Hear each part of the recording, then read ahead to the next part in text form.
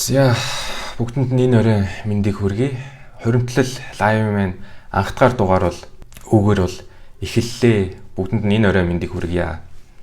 За одоогоор бол 14 хүн бол лайвд маань орцсон байгаа юм байна. За тэгэхээр энэ лайваар бол би хөрөнгө оруулагч нартаа зориулаад хөрөнгө оруулалт хийх гэж байгаа сонирхож байгаа хүмүүстээ зориулаад бол чөлөөтэй ярилцлага өрнүүлээд тэгээд асуултад нь бол хариулъя гэж бол бодсон юм аа. Тэгээ за энэ лайв маань бол хөрөнгө оруулалтыг ер нь яагаад хийх хэрэгтэй юм бэ? Хөрөнгө оруулалт хийхэд та бэлэн үү? Тэгээ хөрөнгө оруулалтыг яаж хийх вэ?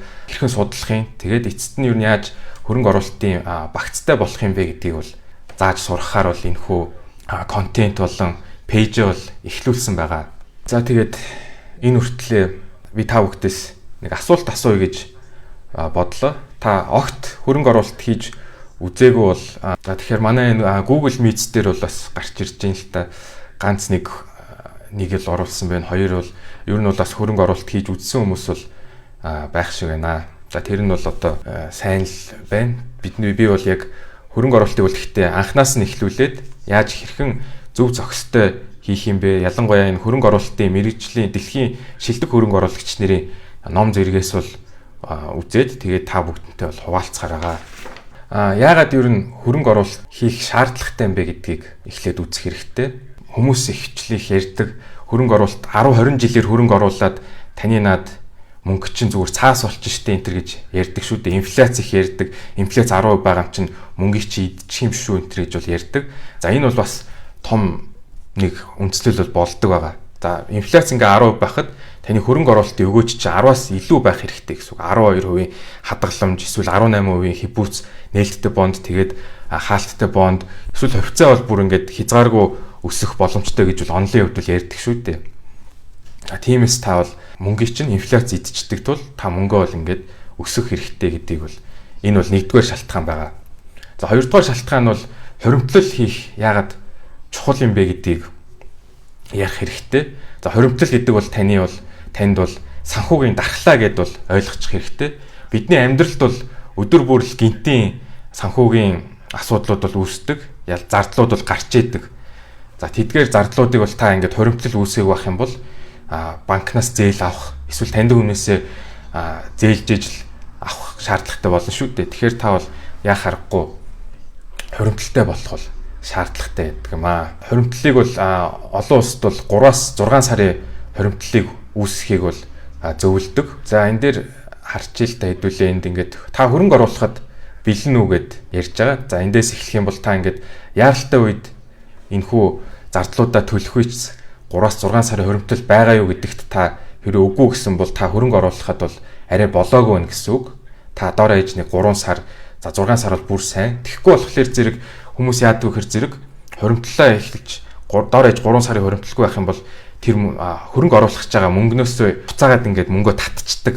За одоо хувьцаа тэр аваад дөнгөж ингээд нэг 6 сар болсон чинь гинт нэг хийх зардал гарчих юм бол тэр хувьцаагаа зараад тэндээсээ ингээд зардлаа төлчих явдал гардгаа. Тиймээс та ямар ч байсан юм байнга юм нэг 3 сарын бол хуримтлал бол байх хэрэгтэй. Тэгээ яа тэндээсээ ингээд яаралтай үед гарсан зардлуудаа бол гаргаснаар таны хуримтлал чинь бол энд ингээд тогтмол бол өсөөд явж явах бол боломжтой гэдэг юм аа. Өндөр хүүтэй зээлүүд байгаа юу? Одоо банк усын зээлүүд бол сарын 3%, 4% байгаад байна шүү дээ. Тэгэхээр эдгээр өндөр хүүтэй зээлүүд авах юм бол та 30% зээлтэй байхад хөрөнгө оруулалт чинь нэг 18-аас 20% байх юм бол та эзээ чинь ингээд мөнгө бол өсөх боломжгүй байдаг. Тиймээс та энэхүү зээлүүдээ бол хамгийн түрүүнд бол төлж дуусгах хэрэгтэй байдаг. За тэгээд зээлээ яаж дарах вэ гэсэн тооцоолууд бол байдаг. За миний сургалтын дотор бол энэ зээл иргэн төлж дуусах тооцоолуур гэдэг бол байна. За энэ бол хоёр арга бол байдаг. Зээл иргэн төлөх snowball гэдэг энэ дээр болохоор яг үлдэгдлэр нь бол эренбэлчдэг. Хамгийн бага үлдэгдэлтээс нь хамгийн өндөр үлдэгдэлтээр нь ингээд эренбэлж агаад бага үлдэгдэлтэй зээлүүдээ төрүүлж дарахыг бол энэ дээр бол заадаг. Тэгснэр бол илүү амар байснаар зээлүүдээ ингээд багаас нь дараа явснаар бол илүү урамтай ингээд зээлээ бол дарчдаг байгаа. За хоёр дахь нь болохоор зэрэг avalanche гэдэг засан нуран байгаа. Энэ нь болохоор зэрэг хамгийн өндөр хүүтэйгээс нь эхэлж дардаг байгаа. Хамгийн өндөр хүүтэйнүүд нь бол одоо таны хөрөнгө оруулалтыг хамгийн их доош нь татж байгаа зүйл шүү дээ. Тэгэхээр эднэрийг ингээд хамгийн өндөрийн нь бол ингээд дарахыг бол энэ дээр бол заачдаг байгаа. Энэ дээр ингээд эргэн төлөлтийн график энэ бол гаргацдаг байгаа. За тэгээд мэдээж өрхийн төсвөө бол хийчих хэрэгтэй. Аль болох өрхийн төсвөө бол би хэдэн сард хэдийг олоод, орлого олоод, зардлыг хэдийг төлөөд тэгээд хуримтлалтаа, хөрөнгө оруулалтаа би хэдийг зарцуулах боломжтой юм бэ гэдгийг бол харж болдог. За энийг бол би бас ингээд сургалтандаа бол хуваалцж байгаа та татаж аваад бол ашиглах боломжтой байгаа. Тэгвэл хөрөнгө оруулах бол одоо бол маш амархан болсон орчин үед түрүү хэлсэнчлэн та үн цаасны компаниас сонгоод 2 бизнес өдөрт бол 10,000 төлөөж шууд нийлгэж боломжтой байгаа. Тэгээд хөрөнгө оруулалт үн цаасны дансаа нийлгэчээд тэгээд шууд гар утснаасаа бол одоо бүх үйл худалдаа авалт зарлалтаа бол хийчих боломжтой байгаа. Тэр бол бүр шууд нэг даруй хийгдчихдэг болцсон. Тэгвэл хувьцаа бол тэгэл 50 төгрөг асар хямдханаас бол эхэлж байгаа. Яг компаниасаа шалтгаалаад бол 50, 100 мянга, 10,000, 30,000 гэд янз бүрийн үн ханштай бол байдаг. Тэгээд зах зээлийн үнэлгээгээс шалтгаалаад зах зээлийнхээ идэхөөсөө шалтгаалаад бас ханш бол ингээд өсөж буурч идэг. Илүү эрэлттэй болох тусам ханш өснө, илүү ингээд хүмүүс зарах тусам бол уннаа л гэсэн үг байгаа. Бонд бол нээлттэй бонд бол нэг 100 мянгаар авдаг байгаа. Бас л апаасаа шууд авчдаг. Харин хаалттай бондыг бол өндөр хүүтэй хаалттай бондуудыг бол сая 10 саяас бол эхэлж бол авдаг. Тэднэрийг бол та үн цаасны компанитайгаа бол ярьж агаад гэрээ байгуулж иж авдаг байгаа. За тэгэхээр одоо ер нь хувьцаа бондынхоо ялгаагээс ярьчий гэж бодлоо. За хувьцаа бол мэдээж та компани эзэмшигч болж байгаа. Тодорхой хэмжээгийн хувийг нь бол та эзэмшиж байгаа. Хувьцаа бол мөл өгөөчтэй хадгаламж бондыг бодвол илүү өрсөлдөлтэй түүнийгээ дагаад илүү өгөөчтэй гэж бол үздэг байгаа. За мөн адилхан хоёр янзын орлоготой байдаг. За нэг нь бол ханшийн өсөлт байдаг. Нөгөөх нь бол ногдол ашиг байгаа. Ногдол ашиг бол мэдээж ашигтай ажилласан компани бол хэдвэрээр ногдол ашиг олох үгүйгээ шийддэг. Тэгэхээр ногдол ашиг бол байнга олгож гин гэсэн үг бол биш. Компани бол өөрсдөө хурал явуулж агаад шийддэг байгаа. За мэдээж санал өгөх хэрэгтэй. Хувьцаа эзэмшигчдийн хурлаар бол та саналаа өгөх бол боломжтой байгаа. Тэгээ бондыг бодох юм бол хөрөх чадвар бол хамаагүй өндөр байдаг. Асар их арилжаа хийгдчихэд болохоор та зарах захиалга эсвэл авах захиалга өгөхөд нэлийн илүү идэвхтэй хувьцаанууд бол хурдан биелждэг байгаа. За харин бонд бол дор ээж нэг хэдэн өдөр болох эсвэл бүр хэдэн 7 хоног болох ч магадлал байдаг. Хаалттай бондыг бол та зайлшгүй очиж ч юм уу эсвэл зайнаас вебсайт имэйлээр гэрээ байгуулж иж бол хийдэг болохоор хөрөх чадвар бол нэлийн удаан байдаг. Яагаад гэвэл та бондо зарыг гэсэн чи таны дараа таны бондыг авах хүн олж иж ер нь бол зарна гэж бол ярьдаг байгаа. 7-оос 10 хоног бол болдог гэж бол би ер нь бол сонссон. За энэ комент ирсэн байна л да. Лайв дээр алтны тухай яриач гинэ. За би үнэт цаас гээд орчих юм бол энд ингээд хөрөнгө оруулалтын сан дээр байх шиг байна те. Энд ингээд Gold Trust Alt T гэдэг энэ ETF байдаг. Энэ бол олон улсын яг алтны ханшийг бол дагаад хөдөлдөг юм. Монголоосоо шууд та ингээд апаасаа хөрөнгө оруулалтын дансаараа дамжуулаад бол авчих боломжтой. Заавал гадаад арилжааны данс нээлгэж авах шаардлагатай биш. Шууд ингээд Alt T-гээр дамжуулаад бол алтанд бол хөрөнгө оруулах боломжтой гэдэг. Алт бол гэхдээ сүүлийн үед бол нэлээд унтсан байгаа болохоор зэрэг одоо бол 5400-аас бол 4600 хүртэл унтсан байгаа юм байна.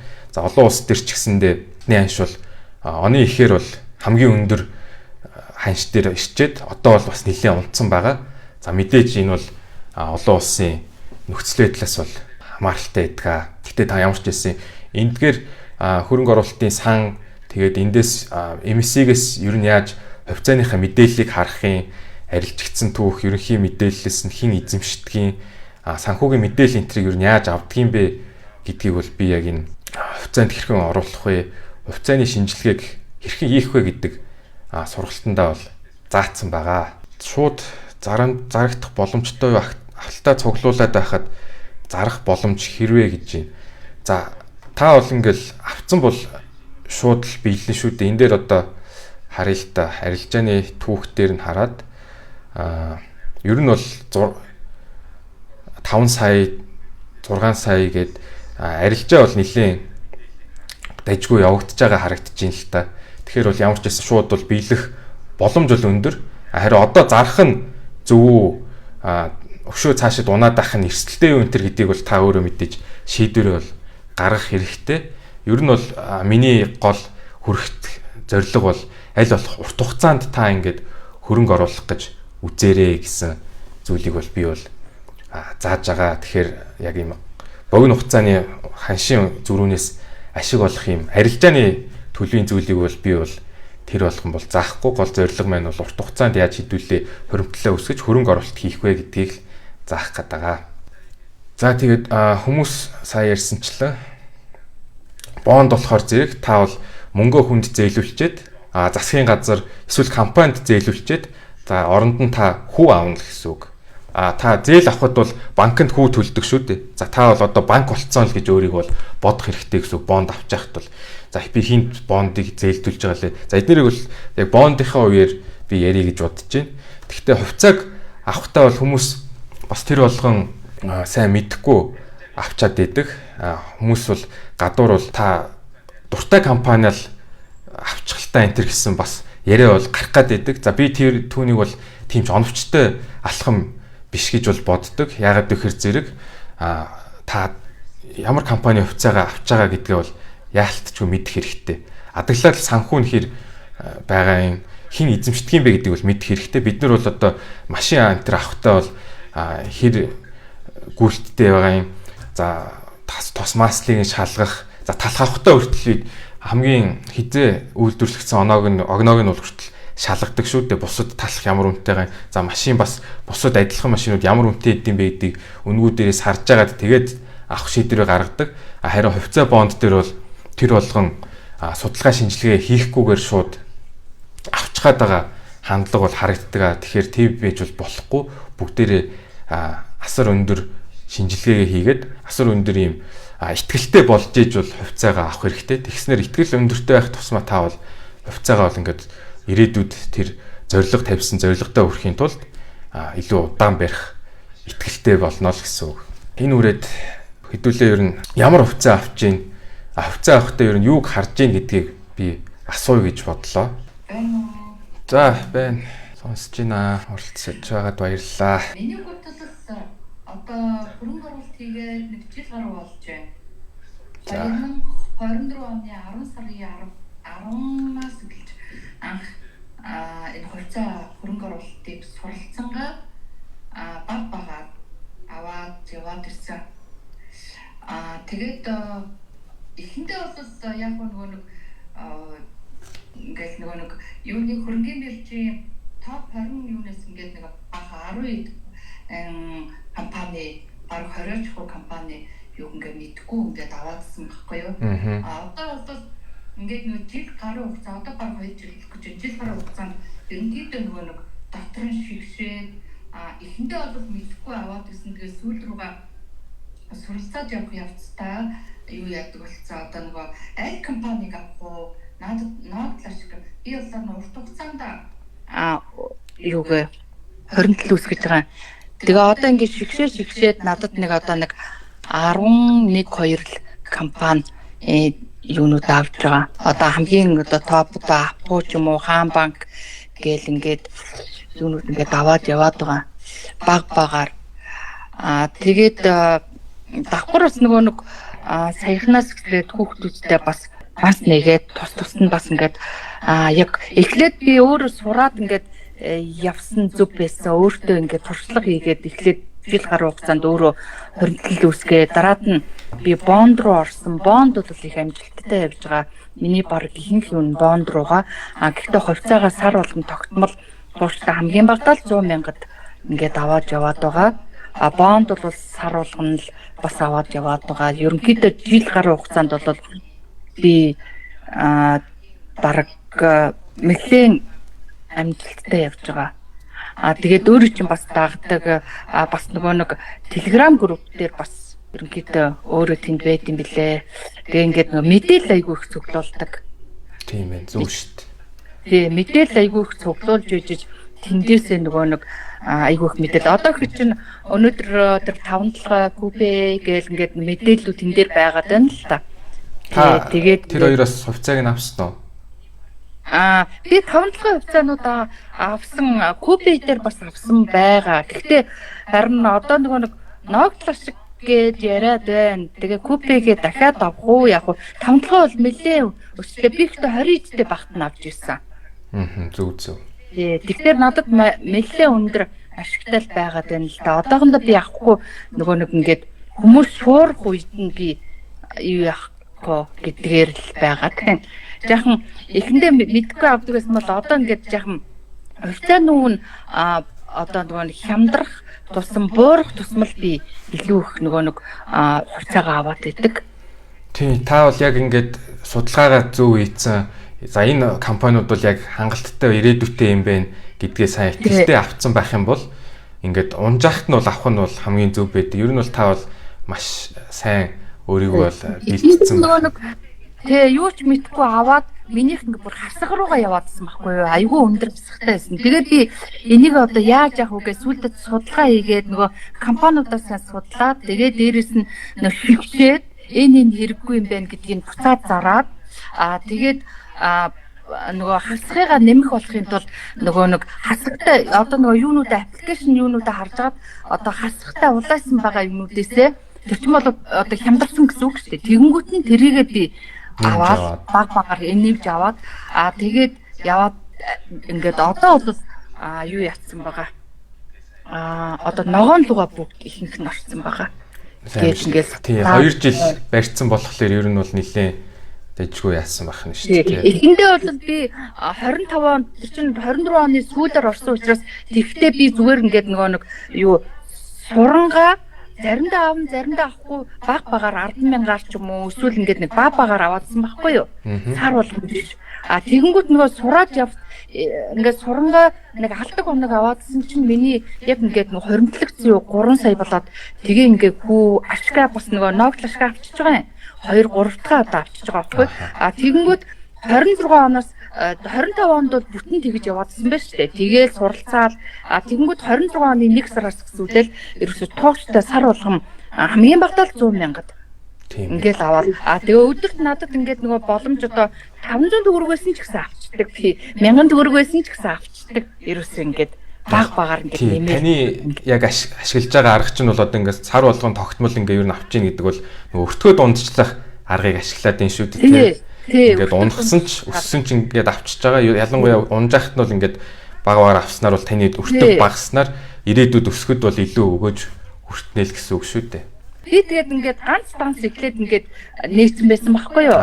Тэгэнгүүт өндгөө олон нэг сагсан зүгш олон сагс руу гээд тэр зарчмыг эхэндээ би нэг яахгүйсэн байхгүй. Тэгж байгаад одоо би нэг мэдсэн чинь нөгөө хөрөнгө оруулагч болонгууд одоо би өөрөө болцсон гэж бодоод байгаа байхгүй. Болчингууд ингээд бүр ингээ өөрөө ирэхгүй заавал ингээд нөгөө нэг мэтгэлтэл би одоо гэхэд чинь хадгаламж би яг тэр үед анх бол хадгаламжийн нэг төгрөгний ч хадгаламжгүй байсан юм багхгүй юу. Яг хүүхдийн хадгаламж орчдөг тэгээд жил болонгууд нь аваад хэрэгэлцдэг ямар ч юм санхүүгийн юугүй дахиглаг батгүй юм байсан багхгүй юу.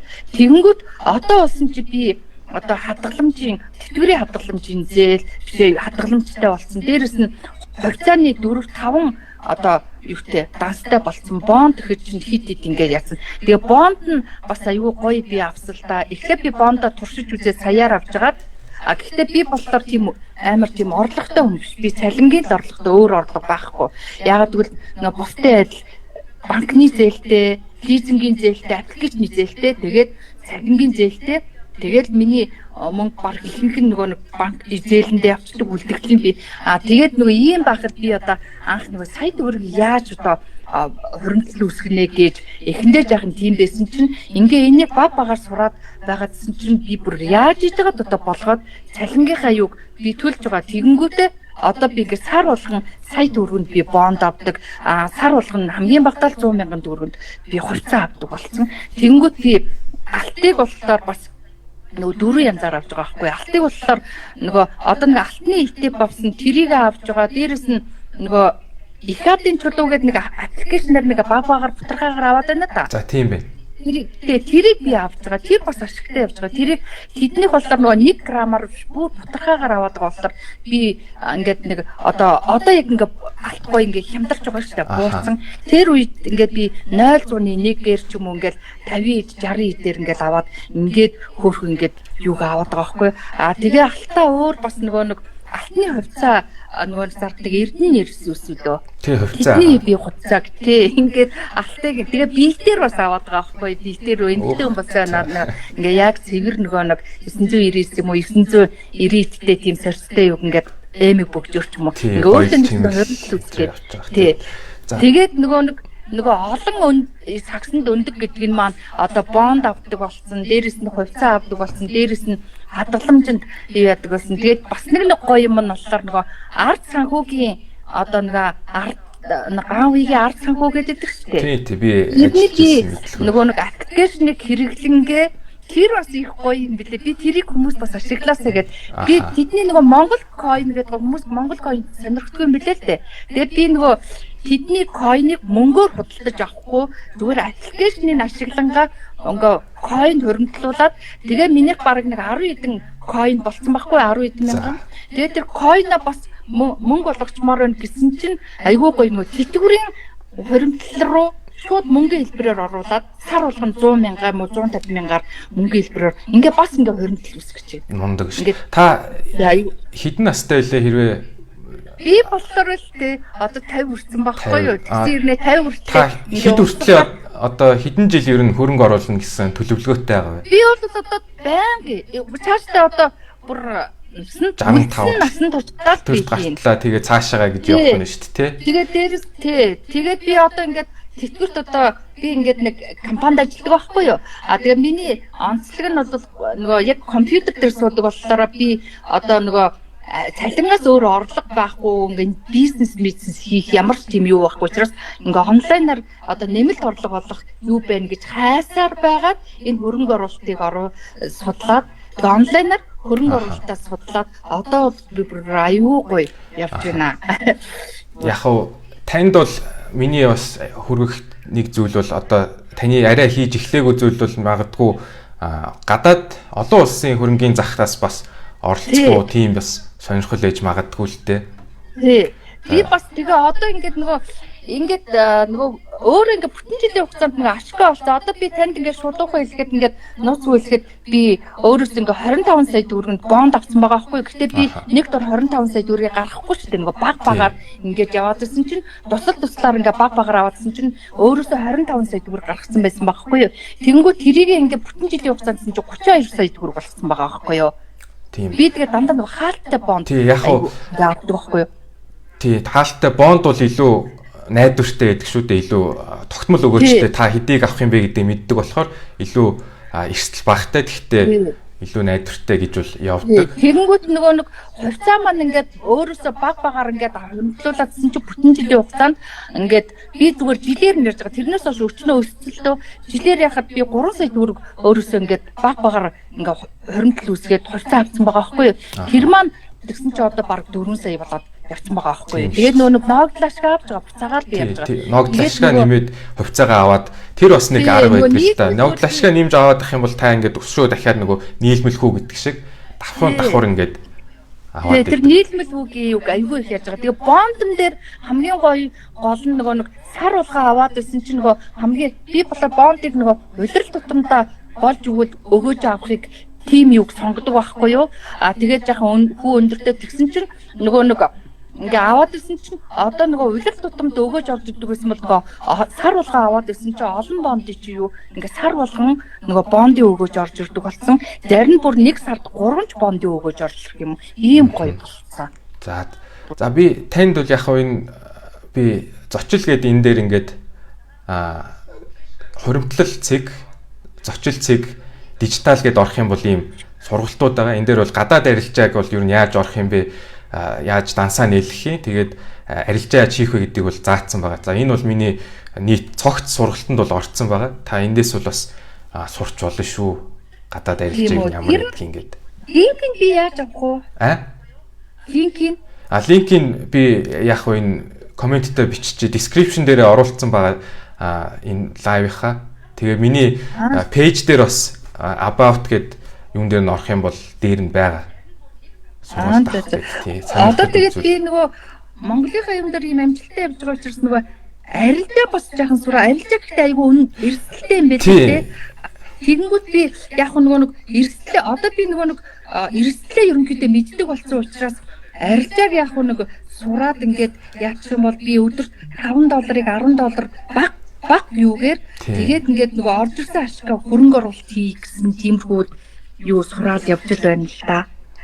Тий яг багаар ингээд сураад явж гин та бол бас ч гэж эрсдлээ бол тооцоолоод өөрийгөө бол мэддэг болоо сурцсан байх шиг юм. Тэгэхээр танд бол бас яг ингээд өөр юмнууд судалж үзэж бол болж гин. Гэхдээ бол мэдээж эрсдлээ бодоод багаар эхлэхэд бол бас буруутахгүй тий. Гол нь яг өөрийгөө ямар эрсдэлд оруулж байгаа гэдгийг маш сайн мэдэх хэрэгтэй тий. Би юу авч байгаа хэдийг алдах уу хэдийг яах уу гэдгээ бол мэдчих хэрэгтэй. Тэгээд нөгөө сургалтууд аягүй сайн бий яадаг. Одоо нөгөө энэ Баямүх гэдэг нэг багшийн сургалт хамгийн анх би ороод тэр үнэхээр сайн. Одоо ч гэсэн би явдаг. Тэгээд тэрэнд би анхны сүр мэдлэг аягүй сайн авсан. Одоо ч гэсэн сураа явж байгаа. Тэгээд нөгөө Telegram тэр нөгөө Монголын өрнөгийн юм дээр бас тэндээс мэдээлэл аваад таныг тэндээс би ерөнхийдөө олж харсан байгаа. За. Тий. За.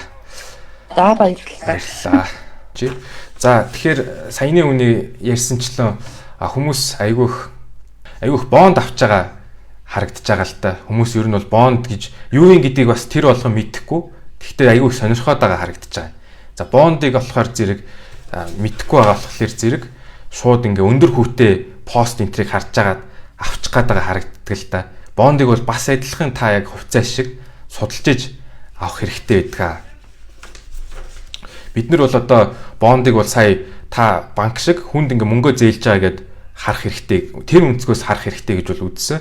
За тэгэхээр хэдүүлээ хүнд мөнгө зээлэхдээ яадаг вүлээ. Амар их зүйлийг энэ хүн ямар эргүүлээд мөнгөө эргүүлээд төлөхөөр найдвартай хүн үү, төлөх чадвар энэ байгаа юу гэдгийг зөндөө бодож иж бондыг биш мөнгөө бол зээлдэг шүү дээ. Та тэгэхээр бонд авахтаа ч гэсэндээ яг тийм өнцгөөс харж иж бол бонд авах хэрэгтэй. За би энэ бонд ямар компани гаргаж байгаа юм, хин захирлын хийдий, хинд би мөнгө зээлж байгаа юм, эргүүлээд төлөх юм санхүүгийн их усүр нь байгаа мó, ашиг орлого нь ер нь ингээд жил болгон өсөж байгаа мó, хэр ирээдүйтэй юм, юунд энэ миний мөнгийг ашиглах юм бэ энэ төр гэдгийг бол бүгдийг нь бол судалж ээж бол шийдвэрээ гаргах хэрэгтэй. За эдгээр шийдвэрүүдийг бол та үнцаасныхаа компаниас тэр бондынхоо танилцуулгыг асуугаад авахд бол тэн дээр ч нь бол бүх мэдээлэл нь бол байдаг.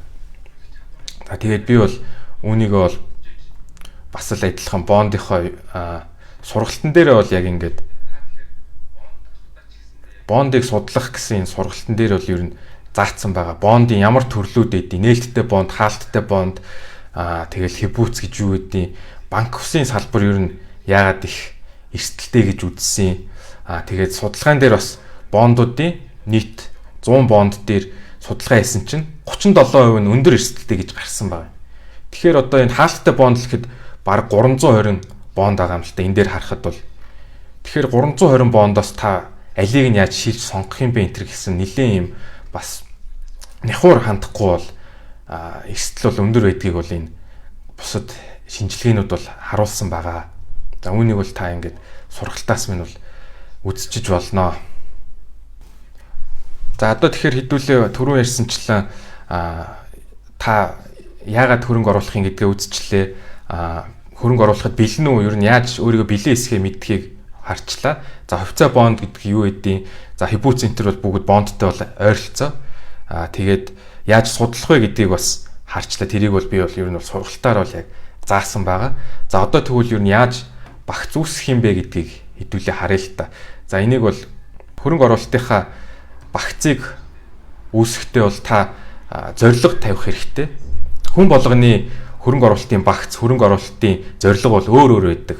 Нас, тэгэл орлого, ямар мэдээж оюутан дөнгөж төгссөн залуу хүний хөрөнгө оруулалт, захирал хүний өндөр орлоготой үнэтэй харьцуулахад бол шал өөр хөрөнгө оруулалтын багцтай байх юм шүү дээ.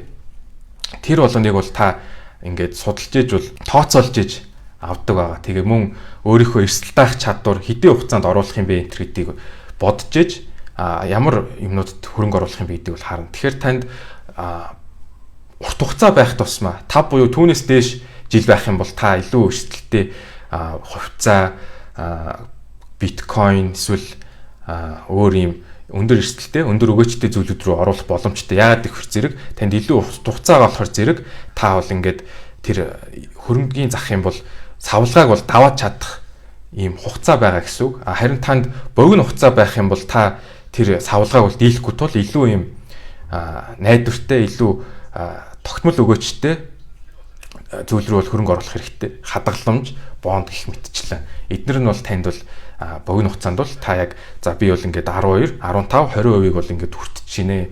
Ер нь бол мөнгө алдах магадлал бол асар бага байдаг. Бага байх тул би бол ингээд ийм юуг бол хийх нэ гэдгээ бол боддог байгаа. За тэгээд энэ дээр бас харчээ. Би ер нь эрсдэл даах чадвар ер нь хэр юм бэ гэдгээ бол мэдэх хэрэгтэй байдаг. Та хэрвээ ингээд эрсдэл даах чадвар багтай өндөр эрсдэлтэй зүйлд аль болох хөрөнгө оруулах дургүй өнтер байх юм бол та бас ингээд таны багц чинь бол ингээд тэрнээс шалтгаалаад хувьцаа биш илүү энэ тогтмол өгөөчтэй бүтээгдэхүүнүүд рүү чиглэх нэ. Харин эсгээрээр илүү юм эрсдэл даах чадвар өндөртэй байх юм бол илүү юм хувьцаа биткойн руу оруулах нэ. Энийг та яг зөв гаргахгүй бол бас эрсдэл даах чадвар өндөртэй мөртлөө над дээр бол нэг юм харилцагч байсан юм л та. Өндөр эрсдэл даах чадвартай хүнд бид нар яг тийм өндөр эрсдэлтэй. Гэхдээ өндөр өгөөжийг үзүүлэхийц хувьцааг бол санал болгож чадаагүй тул тэр харилцагч маань бол нэлээд юм жоохон сэтгэл дундуур хоцорсон юм а. Тэгэхээр та бол эрсдэл даах чадвар ер нь хэр өндөр эсвэл бага юм бэ гэдгийг бол мэдчих хэрэгтэй. Өндөр эрсдэл даах чадваргүй мөртлөө аваачаад найз чинь эсвэл таньд хүн чинь биткойн авсан болохоор шууд мэдхгүй ингээд авцсан байх юм бол та нойр алдах ч юм уу тиймэрхүү зүйл болдог. Тэгэхээр та миний энэ сургалтын дээр байдаг зүйлээс бол ингээд эрсдэл даах чадварын үнэлгээ гэдээ бол байгаа. За энэ дээр бол ингээд та 1-4 гэдээ бол оруулчих болно. За хөрөнгө оруулалтыг ойлгоход хэцүү гэсэн хүн байх юм бол ингээд нэгийг санал нэг байна гэдээ бол 1 гэдээ оруулчих чинь. За энэ дээр бол шууд ер нь ингээд 2 3 4 гэд оруулчих л да. Ингэх юм бол ингээд миний нийт оноо бол 20 гэд эрсдэлт дуртай гэд ер нь бол нэлээд юм эрсдэлт дуртай хүн байх нэ.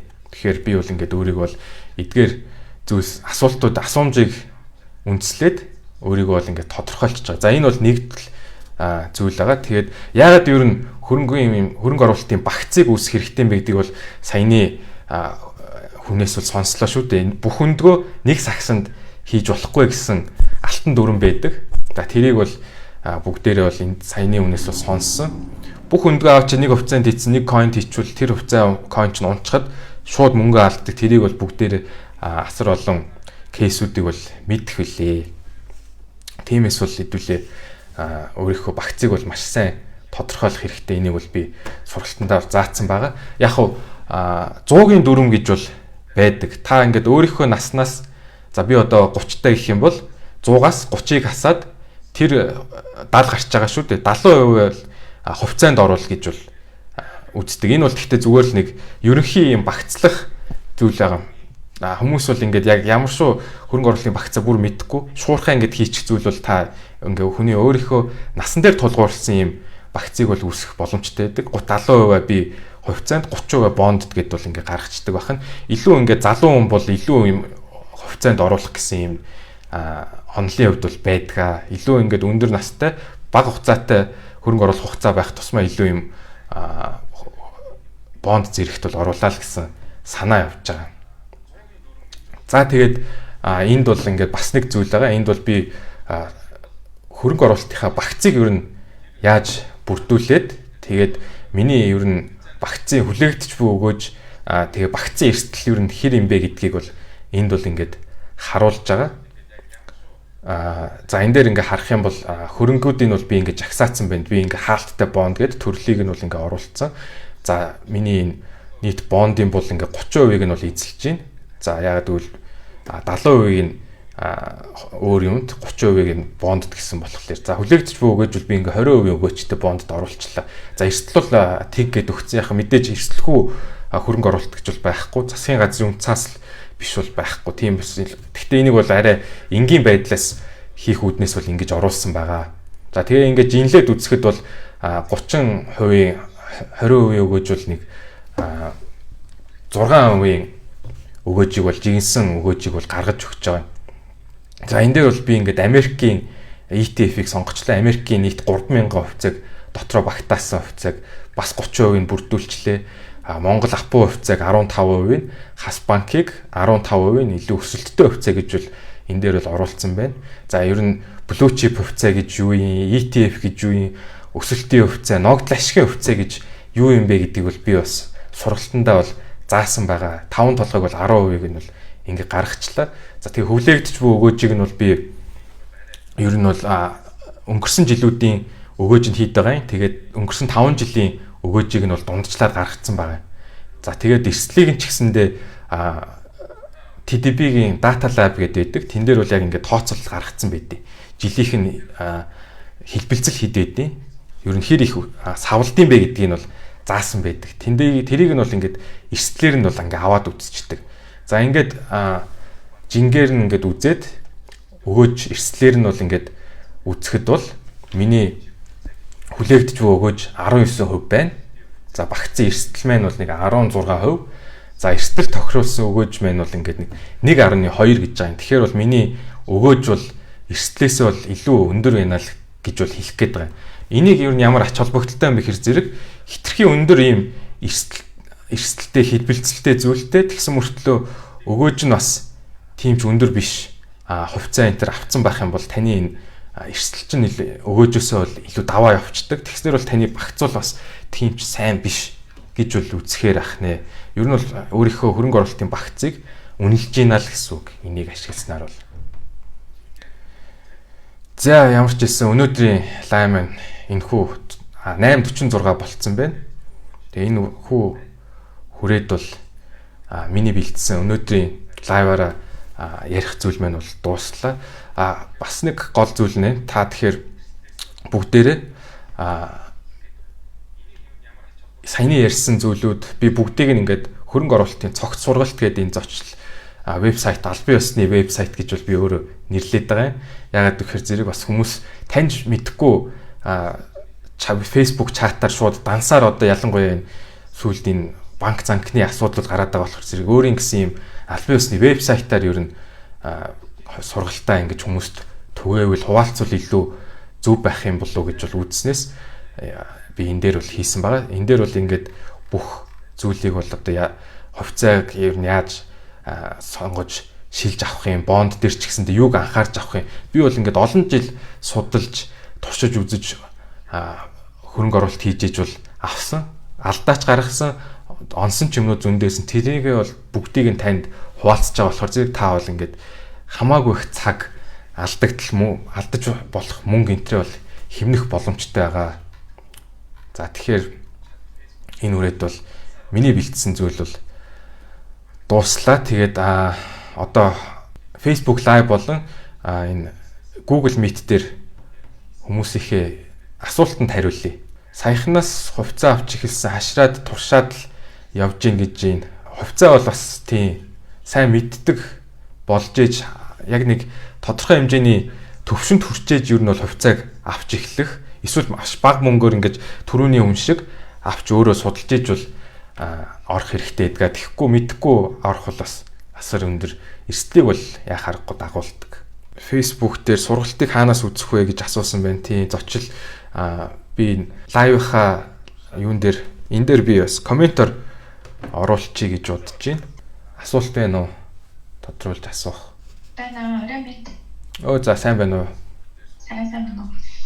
Сайтын хөрөнгө оруулалтын багцаа хаана simulation хийж үздэг гэсэн байна. Би өөрийнхөө ер нь simulation юм байгаа юм л тооцоол гэж бол би нэрлсэн байгаа. Энийг болохоор би нөгөө саяны тэр хөрөнгө оруулалтын цогц сургалт гэдэг дотор бол файлаар оруулсан байгаа. Тэр дотор орох юм бол ингээ линк байгаад тэр линкээр орох юм бол Excel файл татаж авах юм. Тэрэн дээр өөрөө ингэж оруулах юм бол ингээд гаргаж өгдөг юм тооцоолол байгаамаа. Та бас нөө гадаадын хувьцаа авах Монгол хувьцаа хоёрыг юу гэж бодож байна? Одоо ялангуяа сүүлийн тек хувьцаанууд Антхона дараач тий гадаад дээр ах тийм үү? Тийм гадаад дээр солонгосыг дагаад байсан жаа штэ. Тийм штэ. Одоо яг энэ үед чинь болол тэгэхээр хизээ тэр нь хамгийн баатан мэдгүй л байна л та. Зөв. Одоо энэ Монголын хувьцаа авсан юм уу? Гадаадын хувьцаа авсан юм уу? Одоо автоцаанд хөрөнгө оруулах гэж байгаа юм байлаа гэж бодоход Монголын одоо юу ч тэрийгээ тэгэл та бас өөрөө бодох. Одоо хүн болгон хаан банкны хувьцаа руу бүгдээ одоо Монголд шуулдаг штэ. Гэхдээ хаан банк чи яг 2 дахин гидэх тийм бизнес мөн биш үү те энэ бол амар том шүү дээ те. Тийм угаасаа том. Тэгээд 2 дахин томод үгүй штэ те. Энэ бол tech шинэл AI биш. Сая тайлангийг харахад цэвэр ашиг нь хамаагүй баг өссөн байх шиг эс. Тэгэхээр бас цаашид өсөх үү гэдгийг нь бол ингээд судалгаа хийх бол хэрэгтэй тийм үү? Тийм. Энэ тэгэхээр нөгөө удаан хугацаанд хөрөнгө оруулж байгаа юм яах вэ? Зөв үү? Хэрвээ хөрөнгө оруулалтын багц гэж байлаа гэхэд та хэдэн үеийн одоо гадаад хувьцаанд хэдэн үеийн дотоод хувьцаанд гэсэн тийм ямар нэг юм байна уу? Яг хөө тэр бол жоохон хэцүүлтэй. Яг өөрийнхөө та хэр их өгөөжийг хүртэхийн, хэр их эрсдлийг даах чадвартай өөрөө бас жоохон мэддэм сайн мэддэм шиг байна.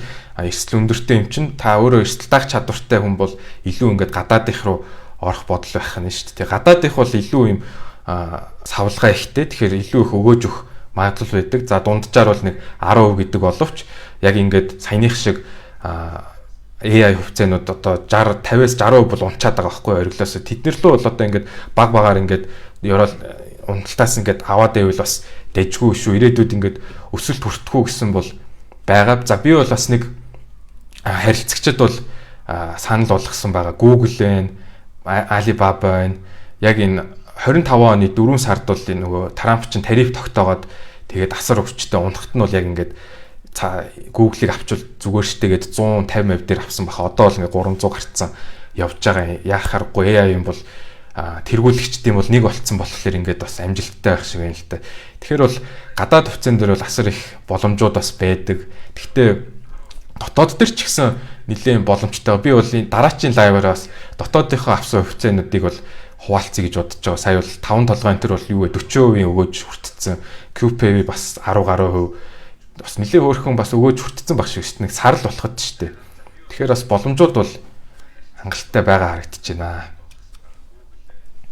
Тодорхой хугацаанаас хойш баярлалаа. Банк хүндрүү санаа айгаад ирэх юм шиг байна.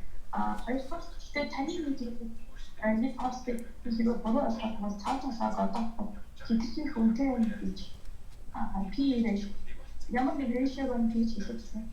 Яг үгүй тэгэж үнэтэй байна гэж бол нэг хэлсэн болоо да. Ер нь бол амар өссөн байна л гэсэн бах тий. Ямар нэг ratio шууд уцаад хэмжээлтэй ямар нэг ratio-г хэдийх тий, ер нь бол ингээд үнэлгээний харьцаа байдаг.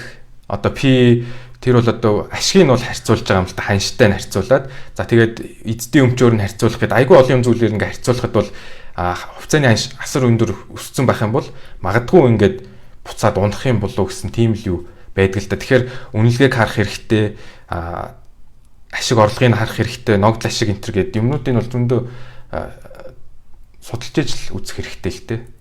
Тэрийг бол би яг сургалтанд бол заасан байгаа. Та өөрөө гадаад арилжааны данс центрийн нээлгээд судалж үзсэн үү? Тэрийг асууя гэж бодсон. Юун дээр? Өөрөө хуваараа нээсэн юм байна тийм үү бүр? Өө за тэгвэл нэлийн туршлагатай л юм шиг шүү дээ. Эхэлж байгаа юм уу? Тийм үү. Тэгвэл айгүй завшаантай дажгүй цаг үед таарсан юм шүү те. Нилийн өсчөөд одоо айгүй унж штэ. Тэгэхээр одоо л яг энэ үед яаж гадаад энэ юунуудыг хувьцаануудаа судлаад өөрийнхөө watch list гэдэг шүү дээ те. Жагсаалтыг үүсгэж жагаад тэгээд ер нь ингээ баг багаар авах вэ гэдгийг бол би бас ингээд гадаад арилжааныхаа юун дээр бол заацсан байгаа. Уг нь тэрийг үзэх юм бол айгүй сонирхолтой зүйл бол байдаг. Ягаад гэхээр зэрэг айгүй олон ийм түүл гэх юм уу вебсайтууд байдیں۔ Тэндээс яад энэ хувьцаанууд хамгийн таны шалгуурт чинь бол шүүлтүрт чинь бол таарсан байна, хангасан байна гэдгийг нь бол гаргаж өгдөг. За тэгээд бас сангуудын менежерүүд аль хувьцаануудыг сандаа их авсан байна. Ер нь алийг нь зараад байгаа юм бэ гэдгийг бол бас харах боломжтой байдаг. Тэднэрээс бас санаа авах бол боломж. Тэднийг бол би бас заасан байгаа. Тэрийг бол ингээд үзэж болох нэ. Баярлалаа. Юу асууж юу болох өөрийнхөө нэг сургалтыг сонирхож байна л да. Тэр нэг сургалт нь яг ямар үгээр одоо зарим сургалт скуулээр явдаг шүү дээ. Өөрөөр сургалт ямар үгээр явах вэ? Вебсайтаар дээрээс нь төлбөр нь хийдвэ. Тэгээд би болохоор гадаад хувьцаа ерөнхийдөө сонирхоод байгаа байхгүй юу? Тарны төрөний хэлгээр одоо жишээл би одоохондоо бол яг Монгол хувьцаануудаа Монгол хөрөнгөний бирж дээр явж байна. Тэгээд гадааддынх болохоор нөгөө нэг сан гэдэг Nasdaq ч юм уу, S&P ч юм уу тиймэрхүү юмнуудыг бас сонирхол байна л да. Тэгэхээр таны сургалтын дээрээс ороод ийм энэ дээр харагдаж байна уу? Би одоогоор нэг 5-ыг оруулсан байгаа юм. Гэхдээ яг энэ цогц сургалт гэдэг нь бол бүгдийг нь оруулсан байгаа юм л та. 100,000-аас 95 болоод хямдарсан байгаа юм. Тэгээд энэ дотроос бол би салгаад оруулсан. 30, 25, 20,000 гэдэг зөвхөн гардаа дарилжааг авахаар юм байвал ингээ 25-ыг төлөх, бонд бол 30 энтер гээд ингээд авах бол боломжтой. Бүгдийг ингээд 100-аар үгүй их юм бол юм байгаа. энэ гэдэг доллараар байна уу? Төгөөр байна уу? Энэ дээр болохоор ингээд сонголттой байдаг. Энэ бол ингээд насан турших шүү. Нэг авцсан бол хугацаанд дуусна гэж бол байхгүй байгаа. Юу нэг сургалтууд ч нормоор бай. Энэ дээр 10 сая төгрөгтэй үед нээлттэй болон хаалттай бондын алийг нь аав гэж зөвлөх вэ гэд яг 10 саятай болохоор зэрэг хаалттайгаас бол ганц бүр 10 саяараа л авах юм шиг байна л да. Яг Үлзий энд ко саяар авах сонголт байд юм шиг лээ. Дийлэнх компаниуд бол хаалттай бондуудыг бол 10 саяас л эхэлж оруулдаг. Яагаад гэхээр зэрэг мэрэгжлийн хөрөнгө оруулагч нарт зориулагдсан гэж үздэг юм л та. Гэхдээ нээлттэй бонд бол 100,000-аас эхэлж байгаа. Тэгэл та мэдээж эрсдэлт илүү дуртай юу? Таны өгөөч чинь хэдэн үеийг хүсэж байгаа гэх мэтлэн зүйлээс шалтгаалаад та нээлттэй бонд авах уу, хаалттай бонд авах уу гэж үзнэ. За, ер нь бол цаг 9 болж байгаа юм байна. Гадаад арилжааны цаг 9:30-аас эхэлтийн. Тэгэхээр одоо ингэсгээд ер нь дуусгая. Анхны лайв ихт бол нэлийн дайжгүй болох шиг боллоо. Тэгээд дараа 7 хоногт бас адилхан энэ өдрөө 8 цагаас хийгээд ер нь ингээд тогтмол аль болох хийхийг бол бодож байна. Би нэг юм асууж болох байх шүү. За. Сургалтын нөгөө хичээлд ингээд нэг бүртгүүлгээр насан туршлагын апдейт нь яаж хийгддэг юм бол? Апдейт нь би өөрөө шууд тэрэн дээр оруулсан сургалт дээр нэмэл оруулна л гэж бодож байна да. Шинчлэх эрх нь надад байгаа болохоор зэрэг. Тэгвэл та нэг орсон байхад байнгын шинжилэл мэдээлээ тийм л гэж бодож байна. юм гэсэн үг тий. Дараа нь багшаа хэдэн оны материалуудыг шинжилгээ хийсэн байгаа юм бол? Яг сая л би хийж эхэлсэн л дээ. Он гараад 3 сараас хийж эхэлсэн. Тэгэхээр нэг 4-5 сар их байна уу та. За баярлалаа. Сайн байна. Сайн байна уу?